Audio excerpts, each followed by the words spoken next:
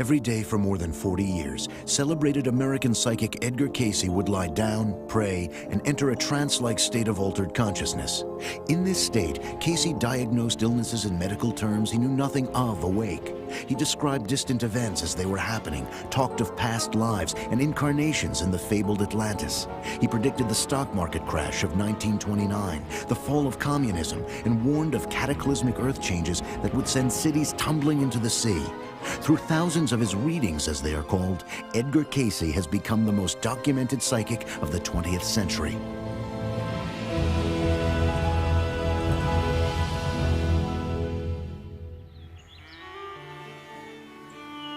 On a Sunday afternoon on March 18, 1877, Edgar Cayce was born here on a small farm 8 miles from the Christian county town of Hopkinsville, Kentucky. He was the second child of Leslie and Carrie Cayce, but the first to live. A daughter born 2 years earlier hadn't survived her first birthday. Edgar was particularly close with his grandparents, Sarah and Thomas Jefferson Cayce. On a hot summer day in June 1881, Edgar, age 4, witnessed his grandfather's tragic death. They had been riding horseback when they came upon this pond near the farm. Edgar was let down, and his grandfather rode in to cool the animal. The horse was scared by something and threw the grandfather off. He had his foot caught in the stirrup and drowned before anybody could get there, and Edgar witnessed that. He was on the bank. Edgar claimed he was visited often by his dead grandfather in a barn where the tobacco crops were fired. Edgar said he would tell him stories about the Civil War and let him stroke his chin whiskers. These stories brought ridicule from some, but Edgar's mother and grandmother wouldn't allow him to be ashamed of his ability to see what others did not. At the age of 7, Edgar began his schooling in this one-room schoolhouse. In his own words, he was a dull student. But then he found a book that interested him, a gift Bible from his parents. He began studying it and soon was inspired to read it once through for every year of his life. You read it every day. You have to read it every day to go through the whole Bible in a year. And he went through that Bible at least 67 or 68 times, at least that many times that he read it. And how many of us can tell we've went through the Bible one time? Not a bad book to know about.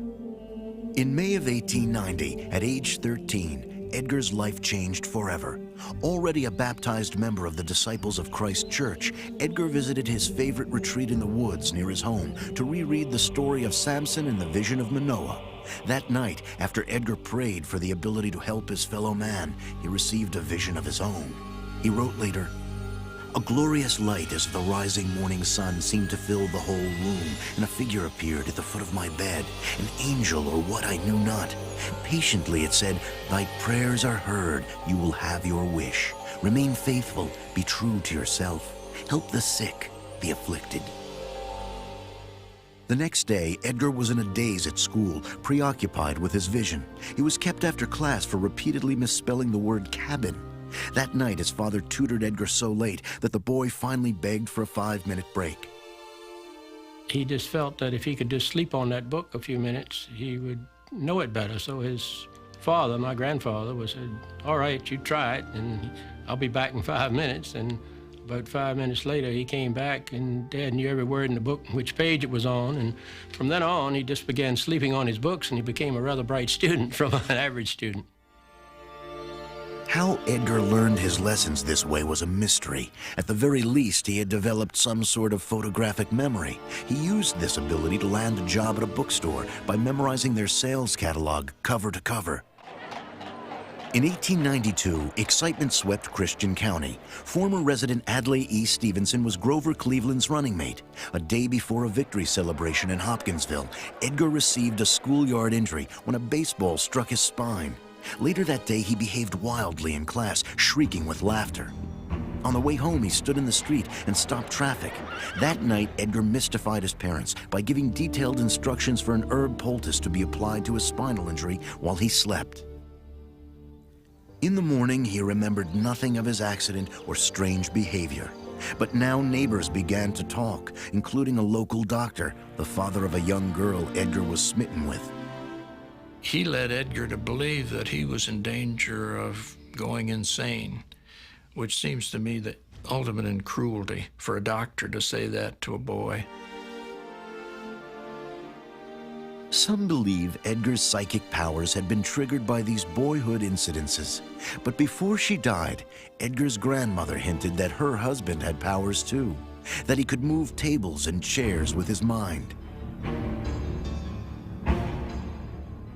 But Edgar had little time to ponder these mysteries.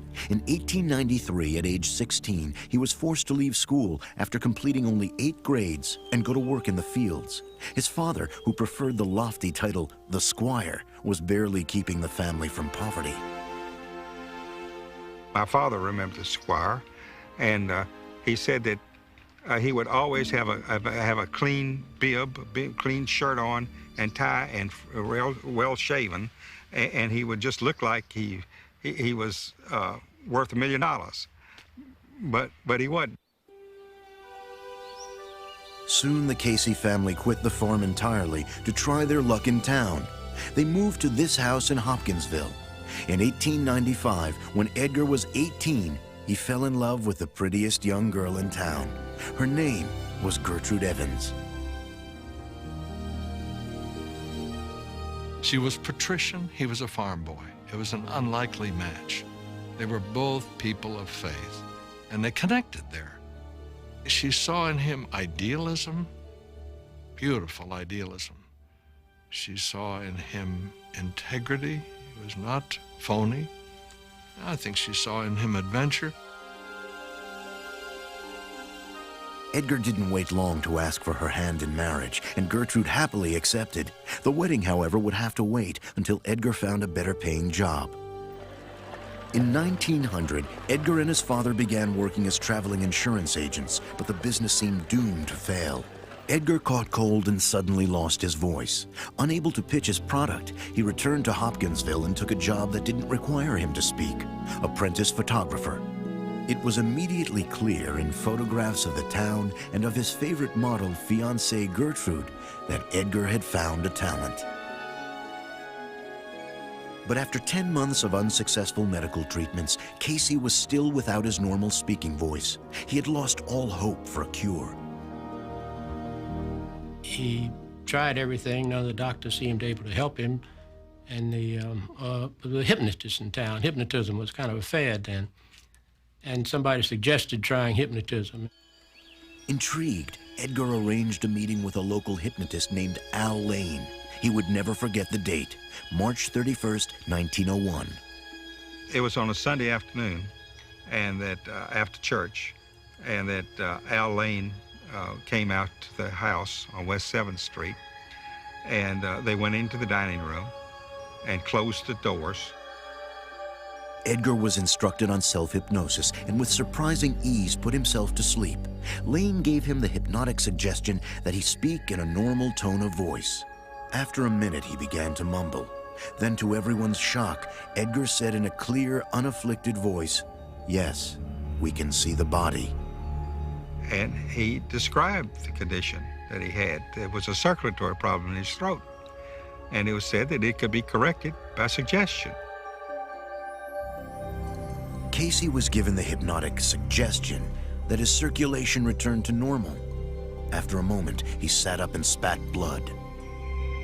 I don't say he was cured, but he was better at that respect. And cousin Sarah, who I talked to before she died, that was Edgar's sister, youngest sister, said that they would not let her in the room, but she peeked through the keyhole and saw it happen. Edgar was elated, but not for long. His throat ailment, called aphonia, returned several times over the next year. Each time, Lane would conduct the reading, as he called it, and restore Edgar's voice. Lane, a mail-order osteopath, began to wonder if Edgar could diagnose other patients' ailments as well. He convinced Cayce to try. And so it was Al Lane who pushed him to do this, pretty much against Edgar's will. Edgar didn't really feel comfortable doing that because he didn't understand it. While in his altered state, Edgar described illnesses in precise medical terms, in language he knew nothing about in his waking state. Detailed remedies followed. Sometimes he would call a prescription by name. I mean, take bromoquinine or take, castor oil or whatever it was that he was using. But these strange powers and their implications terrified Cayce. He had never studied medicine. He was no doctor and wondered what right he had to act like one. More and more he wanted out. Who wouldn't say, I don't want this junk. It's too weird, it's too heavy. I don't want to see all this stuff or feel this kind of stuff or feel responsible for it. When a job opened up at a bookstore in Bowling Green, 30 miles from home, Edgar jumped at the chance. There he joined the nearby church and began teaching Sunday school, something he had done since his early teens. At 22, there was only one thing he missed back in Hopkinsville: his bride-to-be. In June of 1903, after a 6-year engagement, Edgar Cayce and Gertrude Evans married. Cayce had begun his own photo studio in Bowling Green. He and his bride welcomed the escape from his reputation back home as a psychic doctor. He didn't know how he did it. He just knew that he was able to do it, and he wanted to use it to help people. But Bowling Green soon learned about Cayce's abilities, and he could not say no to the needy. The readings resumed, and in the autumn of 1906, Edgar, then 29, was asked to demonstrate his trance diagnoses before local doctors. They came first thinking, I'll expose this guy. I'll see through him. You could see the condescension in their faces. Yes, we have the body, Edgar declared as he would by routine at the beginning of every reading. He correctly diagnosed a college student's attack of typhoid fever. Then, unexpectedly, some of the doctors tested Edgar's trance state by sticking needles into his hands and feet, certain he was a fake. Cayce never flinched or bled, but when he awoke, he vowed angrily never again to be anyone's experiment. Slowly, he began to learn that there weren't that many who really cared. A lot of people wanted to use him. Not many wanted to listen. Edgar's safe haven had always been the church. Now he wondered, as did his fellow churchgoers, whether his gift was a blessing or a curse. Evidently, some of the people in the congregation really got upset, that thought that this character was teaching Sunday school to their children on Sunday morning. Edgar was accused of the church's worst offense, heresy. Though he was later declared innocent, it was a painful experience for Cayce. In response, he worked harder than ever, adding a second studio and taking on consignment $40,000 worth of art from New York. Business was so good that Edgar and Gertrude planned on building their own home with the profits. Then, disaster struck. 2 days before Christmas 1906, fire destroyed the studio. The unsold New York artwork would plunge Edgar $8,000 in debt. Incredibly, another fire would strike his second studio within the year. Edgar needed some good fortune. It came in a 9.5-pound bundle. Hugh Lynn Cayce was born in March of 1907. Edgar, the new father, eventually paid all his debts, but was forced to move in with Gertrude's disappointed family back in Hopkinsville. There, his father introduced him to homeopathic practitioner Dr. Wesley Ketchum.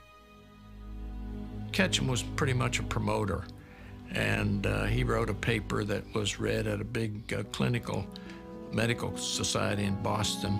The New York Times covered this and gave Edgar a full-page treatment, which is hard to imagine these days. The Times article, trumpeting Cayce as an illiterate, was widely read. Soon, over 10,000 letters requesting readings were sent to Edgar by the chronically ill or those who had lost hope with conventional doctors.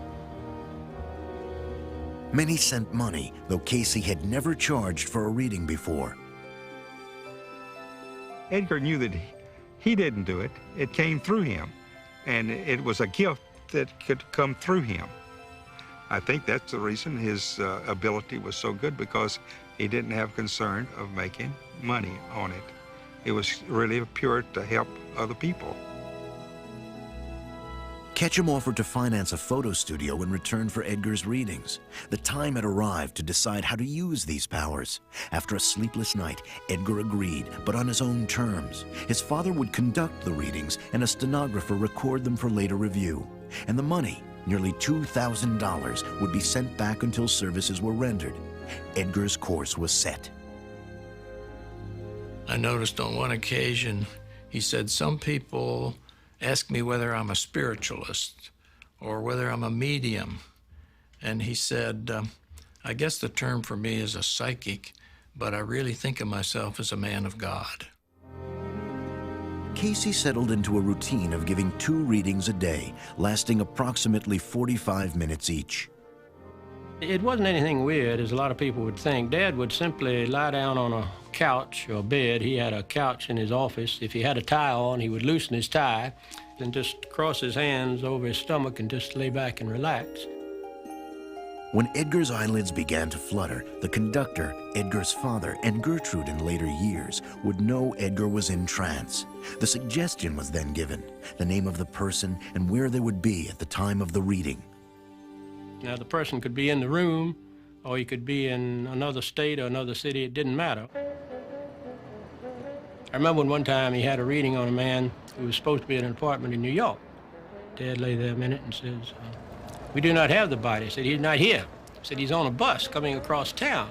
I said, there was a traffic accident. The bus is late. I said, he'll be here in a minute. We'll wait. And all of a sudden, he said, he's come in now. A call to the man in New York later verified everything Cayce had said. Now, there's a beautiful piece of clairvoyance, of something that somebody couldn't have anticipated that would, seems to me, point to the accuracy of his readings.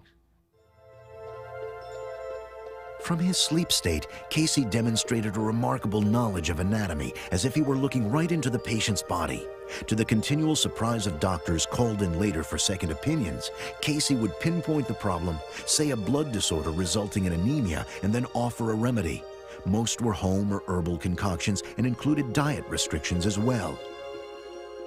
When Edgar discovered that some patients weren't fully following his often detailed remedies, he began to envision a hospital with supervised care.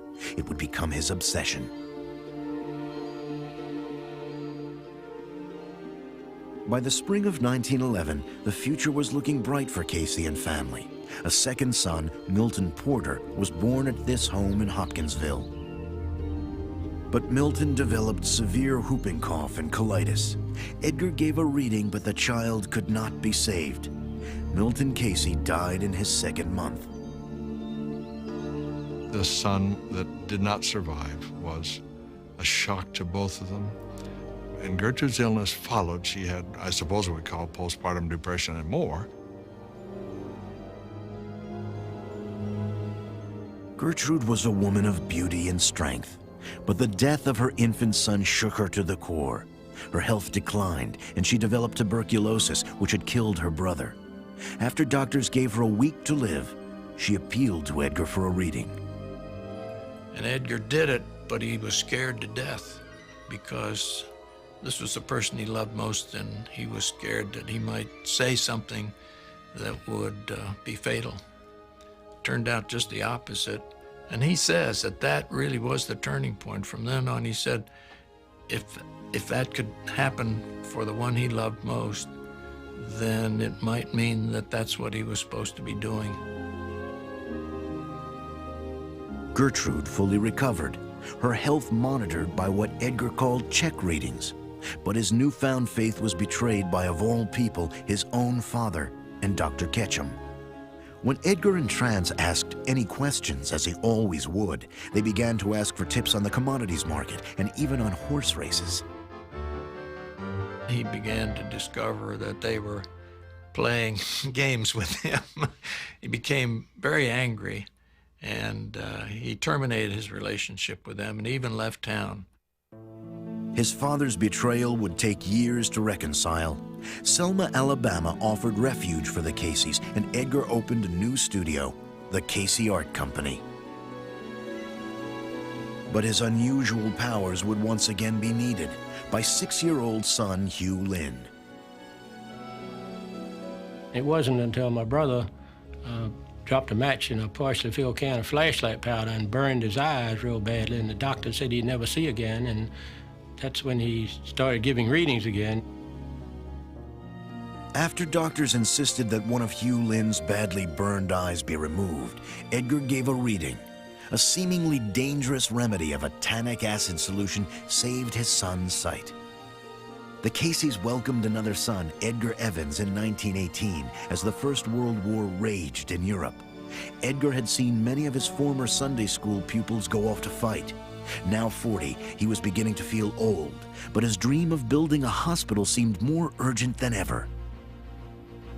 At the end of World War I, this was kicked him into the whole hospital venture. He discovered that his readings could outline treatments for shell-shock veterans, and nobody else knew what to do with them. There were a lot of them, and those who followed his instructions got better.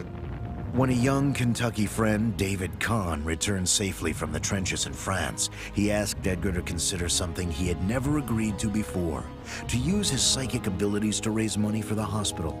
Coincidentally, Cayce had just received a request from a Texas newspaperman for readings on oil prospects. Edgar Cayce's life was about to take a most dramatic turn.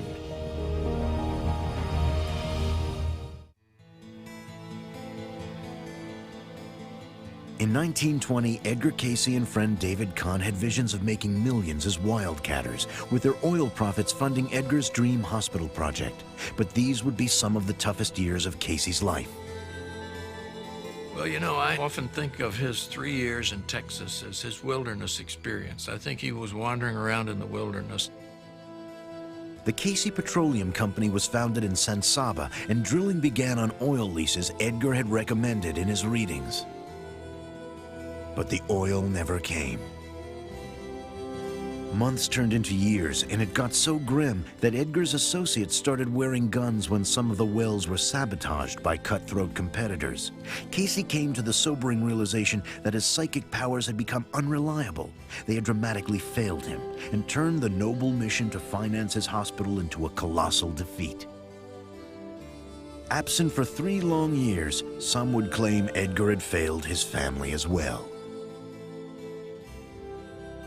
Certainly to put my grandfather on a pedestal as someone without human frailties, or someone that had all-knowing abilities and never make mistakes with his readings, that was not the Edgar Cayce that I have come to understand. Cayce refused to return empty-handed. He crisscrossed the country searching for money and finally raised a pledge for $60,000 for the hospital to be built in Birmingham, Alabama. But by now, Cayce's readings had indicated that the hospital must be built in the obscure resort town of Virginia Beach, Virginia. Well, he said that the ocean had a good effect some way on his psychic abilities, or in any psychic, that it was a good place for him to be. The Birmingham offer was promptly withdrawn. Beaten, Edgar finally rejoined his family in Selma. He returned to what he knew: photography, teaching Sunday school, and tried to forget his fundraising failures. But this peaceful routine ended abruptly. In 1923, after meeting an Ohio businessman and potential hospital investor, Edgar uprooted his family once again and moved to Dayton, Ohio. It was yet another gamble, as it was for an 18-year-old Selma native who felt her destiny belonged with the Cayces. She was Edgar's new stenographer. Her name was Gladys Davis. Gladys was kind of like one of the family, and she had a phenomenal memory. She could, like a computer, she could tell you who had a reading on what date and what it was about. In Dayton, Cayce underwent a radical change. During a reading for his potential investor, Edgar was asked deep metaphysical questions about the nature of the human soul. Cayce, in trance, began to talk of his questioner's past lives. Well, this really blew Edgar over, you know, because this ran counter not only to what he believed, he said, as a Christian, but what he taught as a Sunday school teacher. Edgar knew the Gospels well and wondered why the Bible never mentioned reincarnation, if indeed it was real. Cayce began to study the scriptures in a new context. And he said it soon became evident to him that there were places in the Bible which, if you read them and read them carefully, you could see that they supported the idea of reincarnation. Cayce's readings on past lives became known as life readings, as opposed to the physical readings he previously had been giving. And so he started giving readings for everybody in his family, and they'd all had past lives according to his readings. And many of their lives, they were together in some other place, ancient Egypt primarily. Edgar began studying other beliefs, from Hinduism to the religions of ancient Egypt and Greece. He would withhold judgment on reincarnation for some years. It was, after all, unprovable.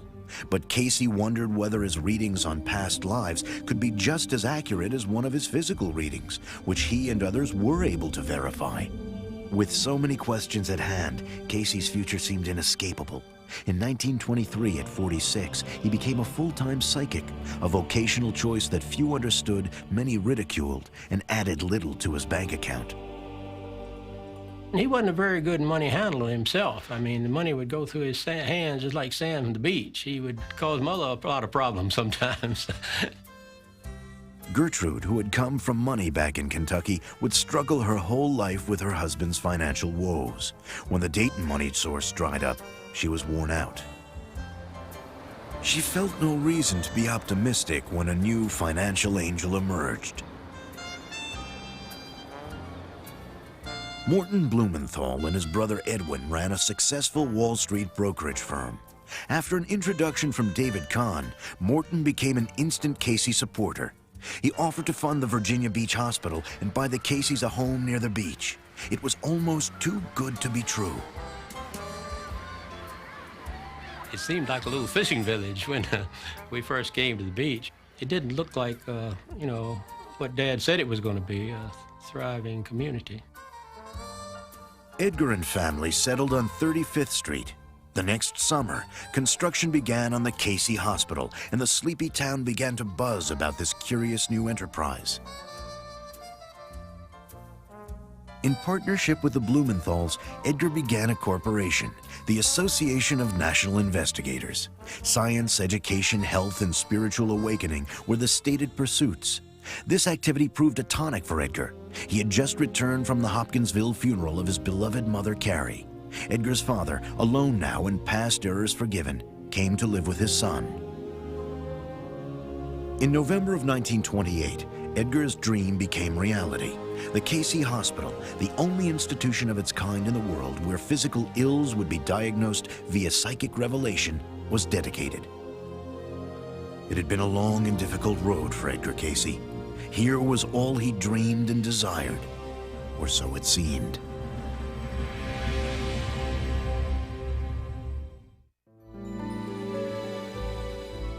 In early 1929, after years of hard work, Edgar Cayce saw his hospital accept its first patient. Headed by his friend from Kentucky, Dr. Thomas House, it featured the latest in osteopathic equipment and massage technique, homeopathic remedies, and a low-fat diet. Cayce's readings began to suggest treatments with low levels of electricity applied to the body, something chiropractic patients today would be familiar with. Dad said one day they would be able to take a drop of blood and diagnose the condition of the human body. At the time he said it, it was ridiculous, but now it's a normal procedure. Edgar proudly noted that the building and grounds, complete with gardens and a tennis court, felt more like a large home than a hospital. Cayce had survived all the skeptics that called him a fake, a charlatan, and a heretic. Here was his triumph. Life in Virginia Beach was rich, and during the warm summers, magical.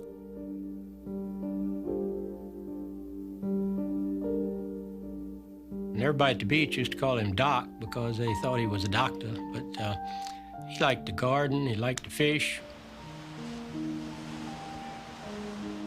All these sand dunes up here were covered with grapevines, so Dad used to go out, and we used to go out and pick grapes, and he'd make grape jelly and wine from them.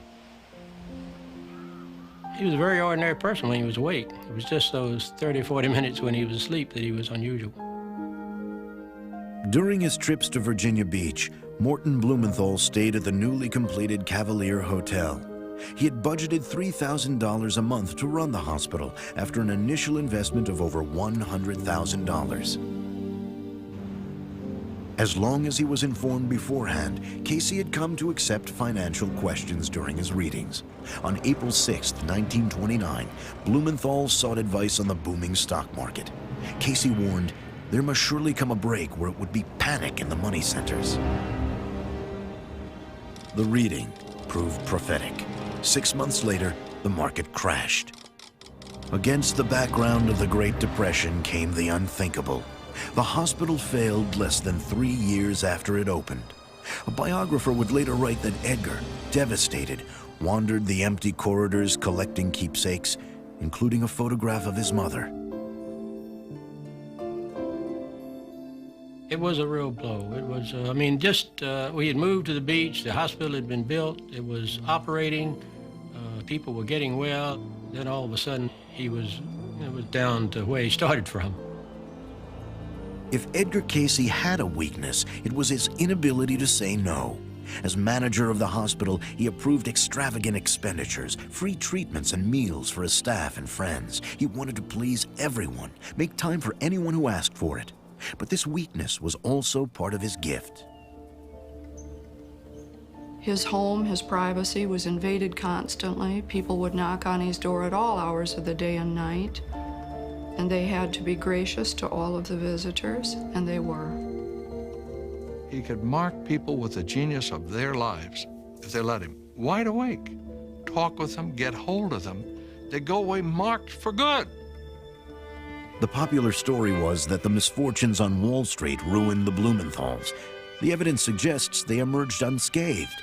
Some believe the hospital closure came after a power struggle between Morton and Edwin Blumenthal and David Kahn over who had primary access to Edgar's unique abilities. When Kahn won, the Blumenthals pulled out. Later, Edgar wrote with characteristic goodwill, "I blame no one else but myself for its failure." The readings were kind of few and far between, and after that, it was tough times. David Kahn made a fortune in the furniture business, thanks in part to Edgar's readings. The Blumenthals and Cayce never spoke again. Edgar walked away from his hospital flat broke. Later that year, 1931, Cayce rallied. He called a meeting of his closest supporters, like-minded people who believed in his work. He began a new organization, the Nonprofit Association for Research and Enlightenment. Readings would be given free to those unable to pay, and Edgar would receive an annual salary. During a fundraising trip to New York, Edgar gave a reading to a woman who had claimed to be in desperate need. The woman and her companion turned out to be policewomen, and Edgar, Gertrude, and Gladys Davis were arrested for fortune-telling. 31 years earlier, back in Hopkinsville, Edgar had feared that his powers might lead him down the wrong path. Now they had, and he was headed to jail, much to the delight of the tabloid press. They took a picture of Dad and took a picture of all three of them, and they cut Mother out of the picture and said, "Psychic arrested in motel with blonde secretary." A really great headline. The New York case was thin. The policewoman had signed a release and had not been solicited. The charges were dismissed. But in 1935 in Detroit, Edgar was found guilty for practicing medicine without a license. Though he was freed on probation with no sentence or fine imposed, Cayce was mortified. Soon after returning from Detroit, Edgar had a dream of reincarnating in Nebraska in the year 2100. In the dream, he finds that his works as Edgar Cayce are still known. It came to him at a time when he was feeling very distraught. He was wondering whether his work was really of value, whether it would continue. And so this dream really served as a source of encouragement for him. Cayce's readings, which were expanding in detail and scope, were also encouraging. He began to describe as best he could the journey his consciousness would take when in trance. He would describe moving up through a beam of light, passing images and sounds, and his consciousness moving to other dimensions that are related to vast sources of information. Cayce called this source of information the Akashic Record, where every thought, sound, or event from the beginning of time is recorded. He believed he could access this resource, as well as his subject's subconscious mind, telepathically, to answer any question posed to him. The concept boggled the mind, then as now. That this man would lie down on a couch and essentially go to sleep and come up with this information, it's just too big a jump for lots of scientists and trained medical professionals today. Edgar's personal life readings indicated 17 different incarnations as a high priest in Egypt, a nomadic ruler in Persia, and in the fabled Atlantis, which he mentioned nearly 700 times. He described a highly advanced society that collapsed over a span of 40,000 years, with its survivors settling partly in Egypt. Cayce, nearing 60, seemed to sense his time was limited. Readings of past, present, and future were now spilling out.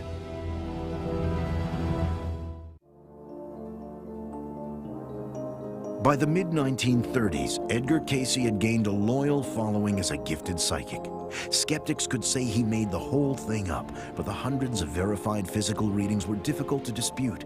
He was right about the crash of 29, and in 1935 predicted the Japanese would join Germany and Austria as a world threat, a bizarre idea at the time. But some readings were so astonishing that even supporters had difficulty grasping them.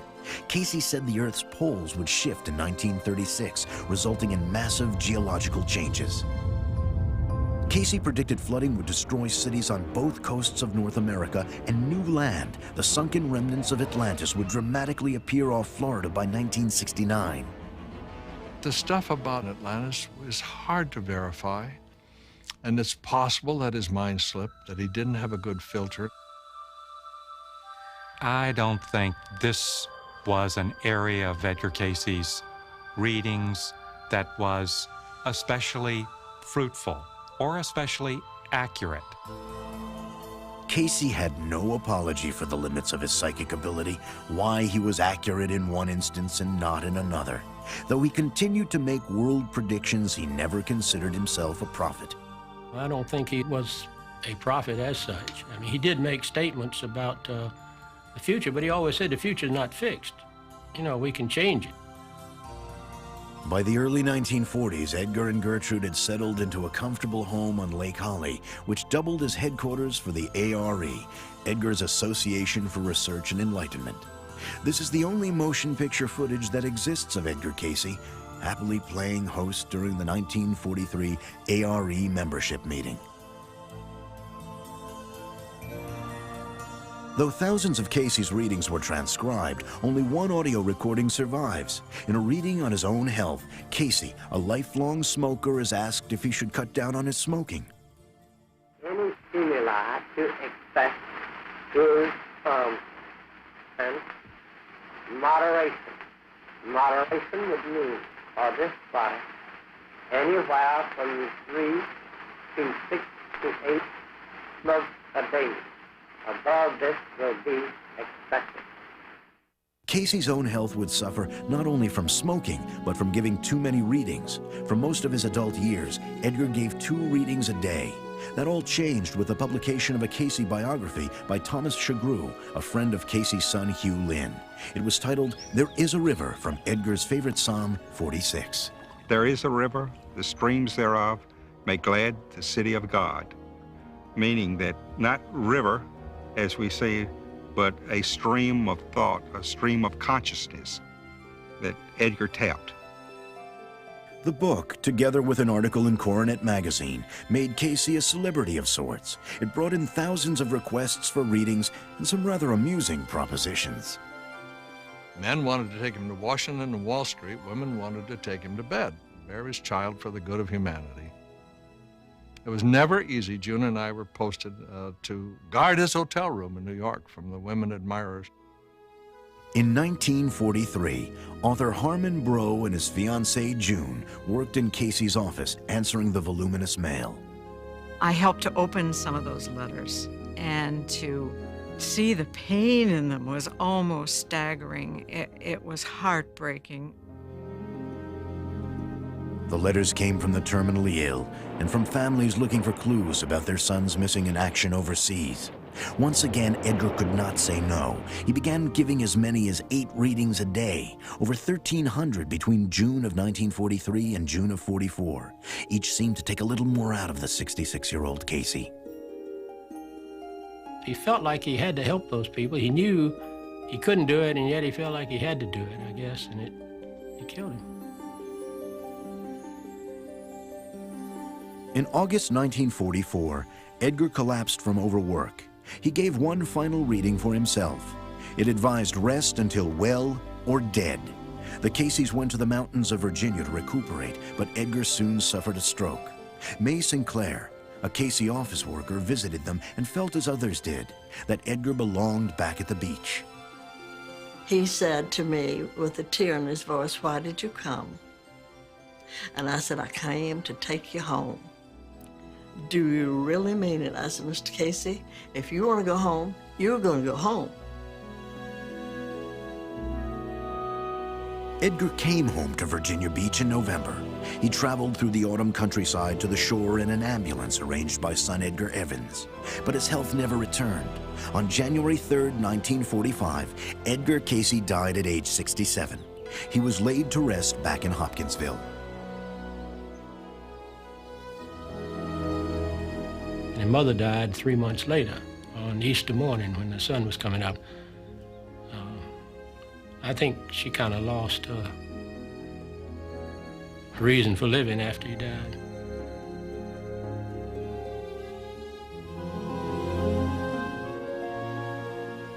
Edgar Cayce left over 14,000 documented readings on health, philosophy, religion, business, past lives, and future events. No other psychic left such an extensive record, but many feel the word psychic is inadequate when describing Edgar Cayce. I think Mr. Cayce has given us a definition of a human being, of what a human being really is, that we truly are one body, mind, and spirit, and that we do create our own reality. If Edgar Cayce did what he did, there is more to us than a physical body. That immediately has implications for the age-old questions of humanity. Who are we? What's the purpose of life? What happens to us when we die? All of that. Cayce's legacy, the Association for Research and Enlightenment, has continued to grow and attract visitors from around the world. Hundreds of books in 18 languages examine the life and work of the most renowned psychic of our time.